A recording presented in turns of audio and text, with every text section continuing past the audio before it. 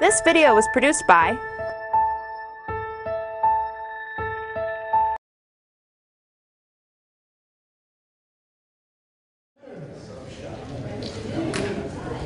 And thank you for being here. Thank you for joining us.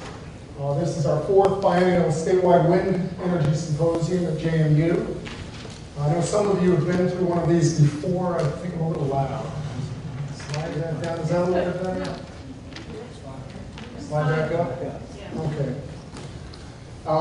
This is the fourth one of these events. We kicked one off in 2003 when wind was just becoming noticed in Virginia, and the first project was being considered.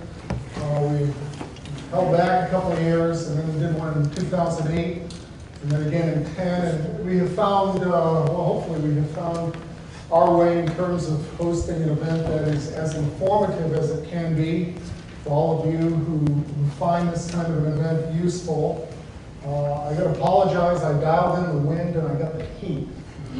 Sorry if it's a little uncomfortable here at Harrisonburg. It feels like Richmond. No offense, Richmond folks, but it's not usually quite this hot and humid this time of year here. But for those of you who noticed coming in, we do have a brand new wind turbine on our campus around the corner.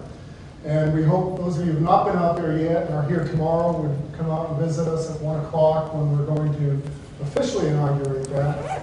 Also, while you're here on this side of our campus, if you have a moment, take a look around, particularly if you've been here on our campus before. Some things have changed. In particular, you'll notice we have a new dining facility that's LEED certified. You'll notice in the front of this building, if you go all the way through to the ISAT Computer Science building, on the hillside that faces the interstate, what used to be all grass is now a native meadow. And all that reflects like what we do here, and we receive a lot of support from our president and our administration, reflects the institution's interests in addressing and promoting sustainable practices and technologies, not unlike some of our academic programs as well. So do take a look around if you have questions. The students, could I have some of the students and staff and volunteers stand up and just identify yourselves? They're all very familiar with the campus and what we do here and some of its resources, and you know, try to take the opportunity to get to know us a little bit better if you'd like.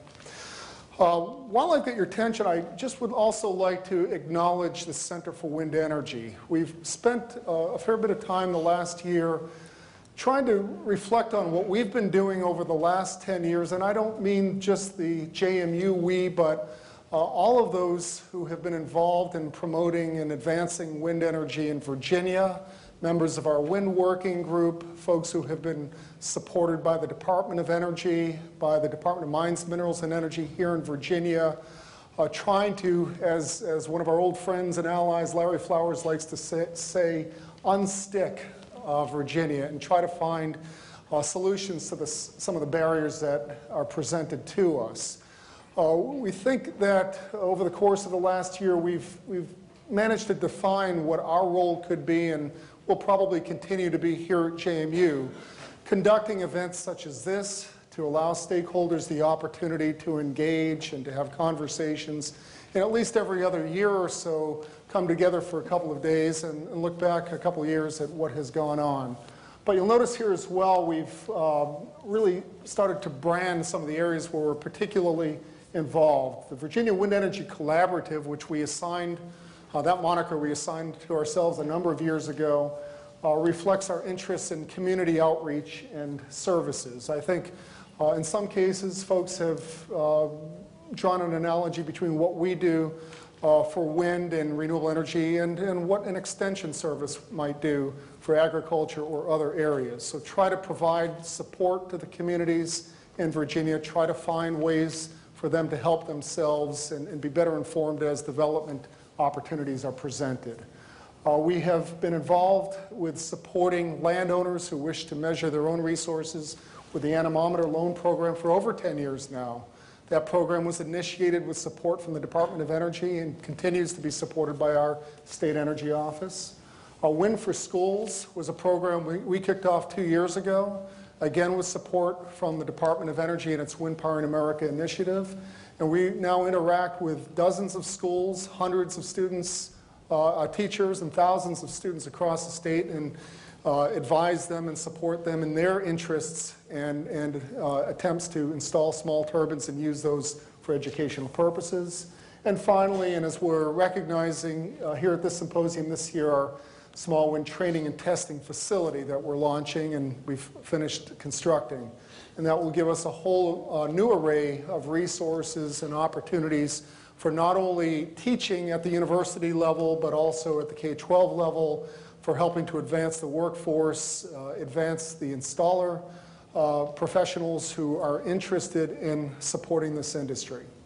So again, I want to thank you all for being here. I hope you enjoy yourselves. Don't hesitate to ask questions or ask for guidance if you need any. And on that note, I'd like to introduce our first speaker of the day. Based in Richmond, Virginia, Andy Geissbuehler is in charge of Alstom Renewable Power wind business here in the United States, in Canada, and in Mexico. The business is currently focusing on expanding its onshore presence with an assembly plant for 3-megawatt wind turbines in Amarillo, Texas. And as a second step, the company will bring its new 6-megawatt offshore wind turbine in the U.S. after the launch in Europe, where the first unit has already been installed. Andy has been in the power generation business for more than 20 years, covering a wide range of power generation products in the fields of general management, project execution, global sourcing, engineering, and service and construction. Besides several years in Australia, Europe, and substantial travel to Asia, Andy and his family have lived in Richmond, Virginia for 14 years. Andy holds an undergraduate degree in languages, a master's degree in mechanical and industrial engineering from the Swiss Federal Institute of Technology, and an MBA from the William and Mary Mason School of Business. I wish to welcome Andy and thank him for being here today.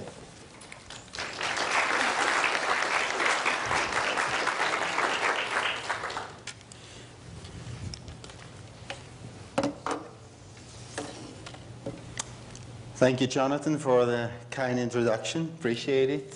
Good afternoon, ladies and gentlemen. Glad to be here. And, you know, based on a long friendship with Jonathan, I've overheard your comments about Richmond, the climate in Richmond, because I thought this is about Virginia sticking together, right? But I have to admit, it's nice and cool here, and I'm certain that the air conditioning is powered by the new wind turbine, right? Okay, we'll check on that. So glad to be here. And I just would like to come to the point right away. We talk about renewable energy and the wind energy as a future energy for Virginia and for the US and globally. And if you read the papers, you read a lot about problems and challenges and environmental concerns and the regulatory environment issue and so on. A long list of issues. But I'm saying, if I go to all these events, there are a lot of events in Virginia. Virginia is really driving that very well, but also other areas. People always show up. So why do people show up if there are all these problems related to the renewable energy? And I think the answer is that we are on a common mission, on a common vision, and we're actually pioneering a very important cause to make energy production better, more advanced, more distributed, and as a better portfolio.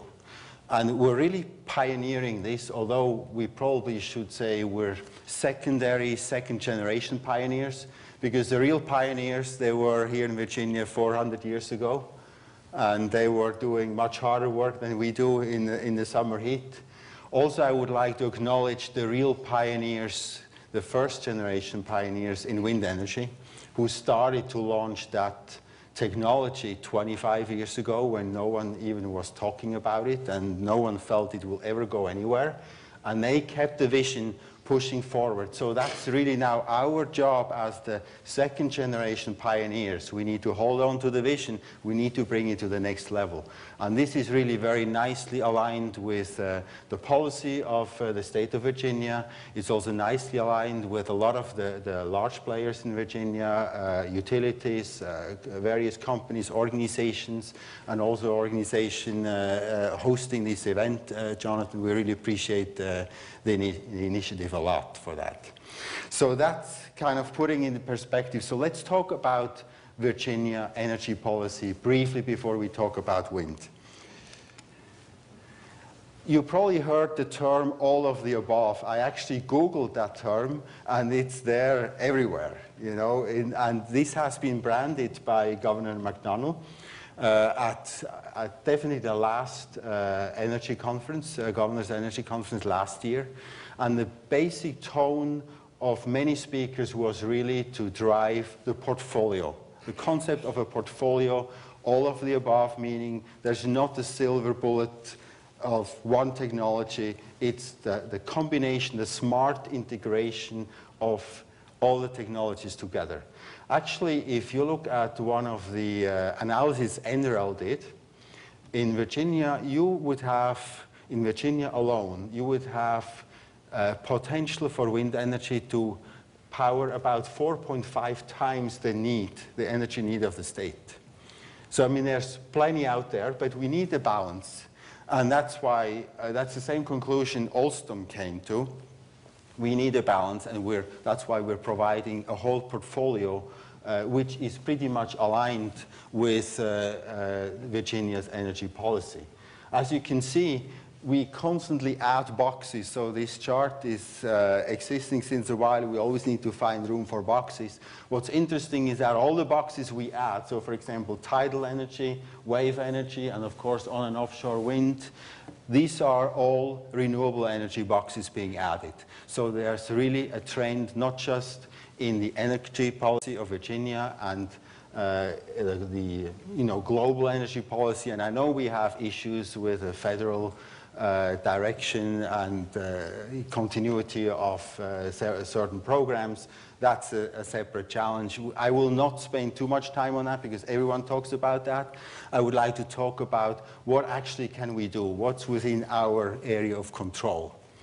So coming back to wind energy.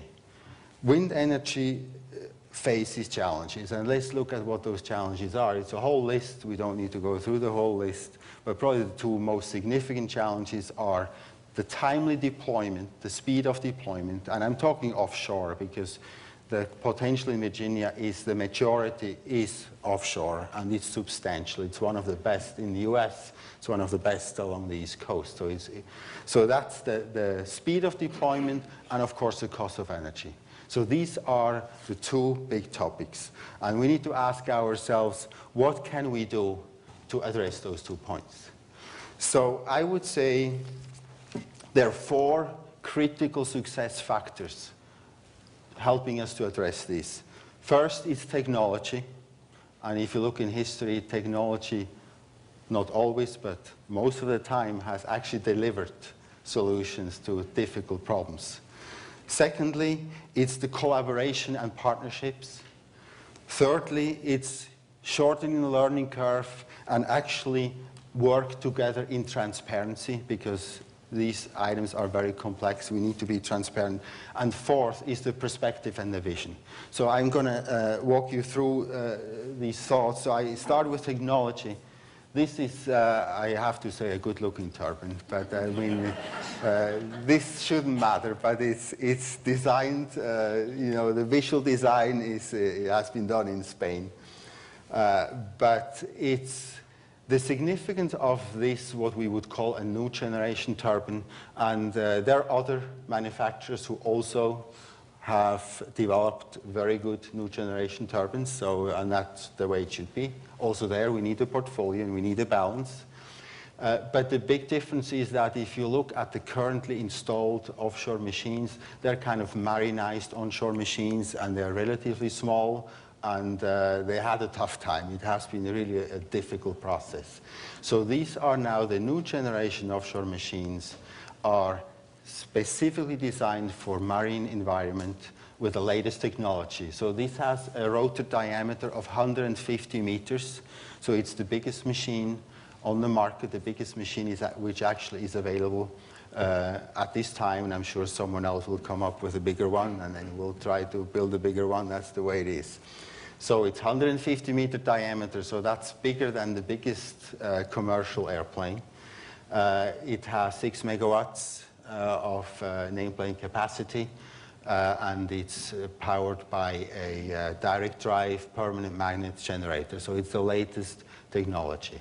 And that's kind of where we need to go. To get the cost down, you need to get the most superior technology, and then you need to scale it. We need volume. So that's one way to address the cost challenges. We actually have installed one of those machines. I'll share with you a photo later. But that's key driver technology.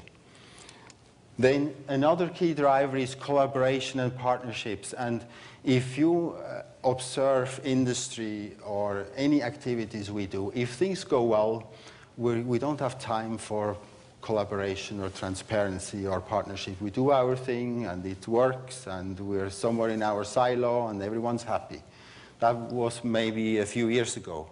Now I think we reached a level of challenge with the wind industry, and that's actually the reason we reached that challenge is not necessarily because wind became less competitive, it's because temporarily all of the above, the others, and we're also in that business. So I mean, as an Alstom corporation, we can balance that, and as a state of Virginia, we can balance that. But some of these other sources, like combined cycle gas-fired plants, are historically competitive because the gas prices, natural gas prices, are historically low. But that's the current snapshot of where we are today. And that triggers probably, together with the various political, regulatory issues we face, puts the wind industry in a difficult situation. But it's also like a healing period. You know, we're being so enormously challenged that we will make substantial progress. But we need to team up and we need to partner. So if times get tough, you know, there are two things which can happen. One scenario is people step out, or the business doesn't make it, or the business gets sold. The other scenario is you team up.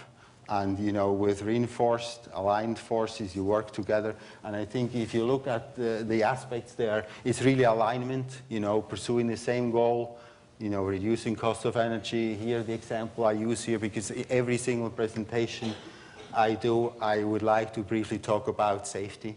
And you can imagine an offshore wind farm from a safety point of view is an enormous challenge. It's kind of the oil and gas offshore environment.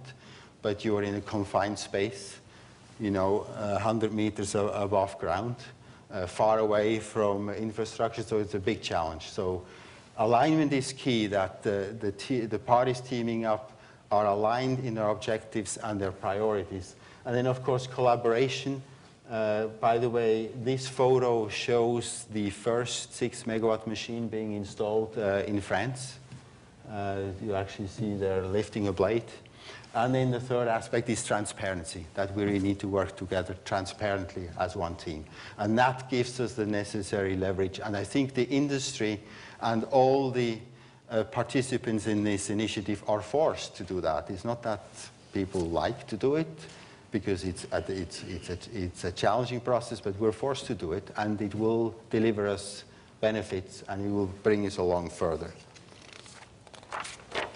The third aspect, learning curve and transparency. And this is actually the biggest offshore wind turbine installed anywhere in the world right now. And it's only about 3 months ago since we installed it. And it's actually near shore, so it's at the edge of the water on the west coast of France. And towards the end of the year, we will install the same machine type in Belgium, about 20 miles offshore, in a definitely very serious environment. So the learning curve aspect, and I can tell you, as you heard, I spent 14 years in the US. I'm still working on my Virginian accent, and my kids give me a hard time, so I'll make sure they will not watch the YouTube on this. So, but the challenge is really on this, that now my kids derailed me, you know, how could this happen? In those 14 years I was here, the US was always ahead of the world, always, you know, being in combined cycle plant, coal-fired plants, nuclear plants. The US did not need Europe. You know, we were coming here trying to do business, trying to add value, but the US had everything, you know, everything was here. Now, this is the first time in my career I experienced that we actually here in the US can benefit from a learning curve abroad. And I think it's something we need to learn and something we need to take total advantage of, because they should do the learning curve. We learn for free because we work together, we collaborate, and we implement here. So we can enter the offshore business at a different level with already reduced risks and already several years. So the fact that it takes a bit longer to do the permitting, it's very annoying and we're all unhappy about it. But these few years we have to wait will help us because we can start on a much more secure level. And then I think the last point is perspective, you know, in going forward. We need to put it in perspective. You see here how big this is. I mean, a wind farm offshore is a multi-billion-dollar economic opportunity. It's huge. And in terms of complexity, it's huge. So that means you need a whole range of different players. You need offshore capabilities, you need power generation capability, you need interconnection capability. So it's very complex. And it triggers a key topic which is very important for Virginia, which is the industrial base. So just to give you an example, we were awarded 1.4 gigawatts in France for a total of 3 offshore wind farms. That triggered an industrial base, an investment of about $120 million. It triggered 4 factories, a nacelle plant, a tower plant, a blade plant, and a generator plant. Some of these factories are fully Alstom, some others are partnerships with business partners of ours. So just to give a flavor of the potential. So once we're off the ground, once we have the volume, it will really be a machinery going forward, bringing the economies of scale, and the economies of scale is what we need to get the cost of energy down. So I think we're in a pretty good situation in the US because we can wait until the economies of scale are reached in Europe and other areas in the world. By the way, China is very aggressive on offshore too. Globally, just to give you a couple of figures, we have about 200 gigawatts of wind installed. Out of those 200 gigawatts, about 1 gigawatt as of today is offshore. And in the US, we are approaching soon about 50 gigawatts onshore, pretty much everything onshore. So the perspective for the bigger picture and the economic impact is also an aspect which we need to focus on. And of course, there will be, on one hand, will be a race between the states along the East Coast, because wherever the first wind farm, large wind farm, is implemented, that's probably where the expectation will be to have industrial base. But also I think there are ways to work together, and probably it can be a network of multiple plants in multiple states. But definitely, you know, being based in Richmond, our operations are based in Richmond. We feel like a Virginia company, of course. We would love to put in our industrial base in Virginia if the business takes off in a timely way to do that. So we're definitely biased on that.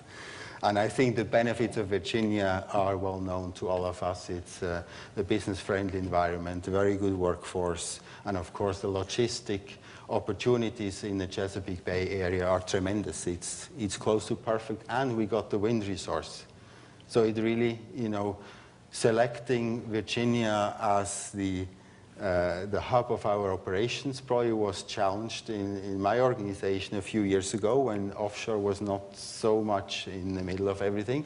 Now it makes sense to everyone. It was a very good decision. We're very happy about that. So in closing, I think the cost will go down. We'll find the economies of scale. We'll enter all together in offshore wind at the right time by, you know, benefiting from the learning curve. And I think it just takes every one of us, and I really appreciate you're here, you take the time for this event, and throughout the next 2 days, you know, challenge yourself, challenge your colleagues, look for partnership opportunities, and there's the way forward if we feel and act like pioneers, and I would say second generation pioneers, because it's quite comfortable in this air-conditioned environment here. Second generation pioneers, but let's keep that in mind. I think if we push, we will be able to do it, and we will be not only reaching our dreams, because I think if you look at the wind industry and the people in the wind business, these are people who have dreams, visions, and they're so enthusiastic about their job. I've never seen that in other fields. It's the engineering community, everyone, it's really a passion. It's not a job, it's a passion. So with that passion, we'll be able to drive it forward, and we will do our share to reach the right balance in energy policy in Virginia and in the US. So thank you very much for your time. It was a pleasure being here, and I hand over to Jonathan. And thank you for the opportunity to have a speak.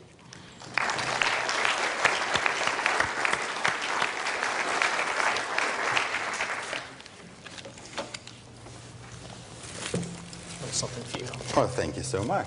Appreciate it. Thank you, Jonathan. Thank you very much. Okay. Thank you, Andy.